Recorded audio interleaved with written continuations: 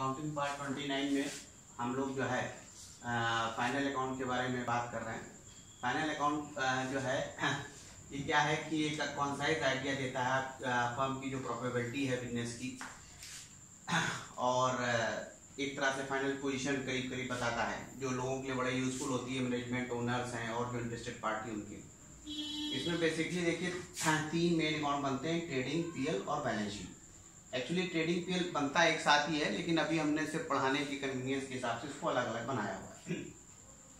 अब देखिए, अब जो इसको हम लोग पढ़ेंगे तो पहले ट्रेडिंग अकाउंट को हम आपको बता रहे हैं फॉर्मेट, फिर इसका अकाउंट बनवाएंगे ट्रेडिंग अकाउंट के, फिर पीएल बताएंगे फॉर्मेट उसका, फिर बताएंगे और फिर बैलेंस शीट और फिर तीनों के सम्स बताएंगे। ठीक है।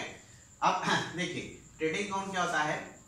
ट्रेडिंग अकाउंट वो होता है जिसमें कि देखिए पहली बात तो ये समझ लीजिए, ये ट्रेडिंग अकाउंट और पीएल ये दोनों नॉमिनल अकाउंट होते हैं। ठीक है। नॉमिनल हमने आपको अकाउंट रूल बताया था, डेबिट और एक्सपेंसेस एंड लॉसेस, क्रेडिट और इनकम एंड गेन। तो उसी हिसाब से चीजें हैं। ट्रेडिंग अकाउंट आपके बिजनेस की डायरेक्ट इनकम और डायरेक्ट एक्सपेंसेस को बताता है कि डायरेक्ट इनकम आपकी क्या है और डायरेक्ट एक्सपेंसेस क्या है, और इसका जो रिजल्ट होता है वो ग्रॉस प्रॉफिट या ग्रॉस लॉस होता है। ठीक है। अब देखिए ये इसका प्रोफॉर्मा दिया हुआ है। परफॉर्मा जो दिया हुआ है ट्रेडिंग अकाउंट का, इसमें अगर आप देखिएगा तो trading account for the period ending जो भी है वो पर्टिकुलर अमाउंट इधर डेबिट इधर क्रेडिट, क्योंकि नॉमिनल अकाउंट है जिसपे जितने भी एक्सपेंसेस लॉसेस हैं वो सारे इधर, इनकम गेन सारी इधर।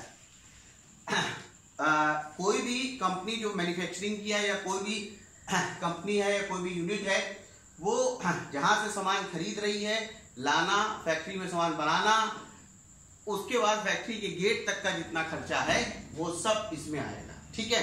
जैसे इसमें देखिए ओपनिंग स्टॉक शुरुआत में हमारे पास कितना था, फिर परचेज हमने कितना किया, उसमें से परचेज रिटर्न जो होगा उसको माइनस कर देंगे, फिर कैरीज ऑन परचेज जो लाने वाले सामान के ऊपर भाड़ा है, वेजेस लिखी जाएगी इसमें, फिर कोल गैस एंड वाटर, वो मोटिव पावर, मैन्युफैक्चरिंग का खर्चा, फैक्ट्री का खर्चा, कोई भी और प्रोडक्टिव एक्सपेंसेस होता है। रॉयल्टी मतलब होता है अगर आपने सरकार से जमीन ले रखी है, नजूल की जमीन ले रखी है, किसी राजा महाराजा से जमीन लेके किराए पे काम कर रहे हैं, तो उसको जो पैसा दे रहे हैं वो रॉयल्टी फॉर्म में आता है। ठीक है। फिर कोई भी डायरेक्ट एक्सपेंस और है।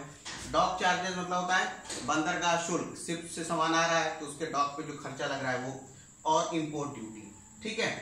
तो ये सारे जो भी डायरेक्ट खर्चे हैं वो सारे इसमें आ जाएंगे। अब इधर क्या लिखेंगे, सेल्स में से सेल्स रिटर्न माइनस कर देंगे और क्लोजिंग स्टॉक लिखेंगे। अब देखिए इसमें हमने क्या लिखा है, इस साइड हमने इस पे डायरेक्ट जो डायरेक्ट है वो हमने डायरेक्ट इसमें इधर एक्सपेंस लिखा, और इस तरफ हमने क्या लिखा, डायरेक्ट इनकम लिखी। ठीक है।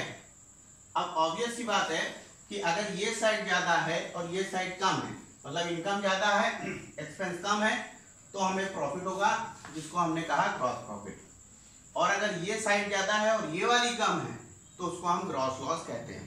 अभी ये सब बातों को और अच्छे से हम लोग अपना जब न्यूमेरिकल करेंगे नेक्स्ट पार्ट में तो उसके बारे में समझेंगे। Okay, thank you.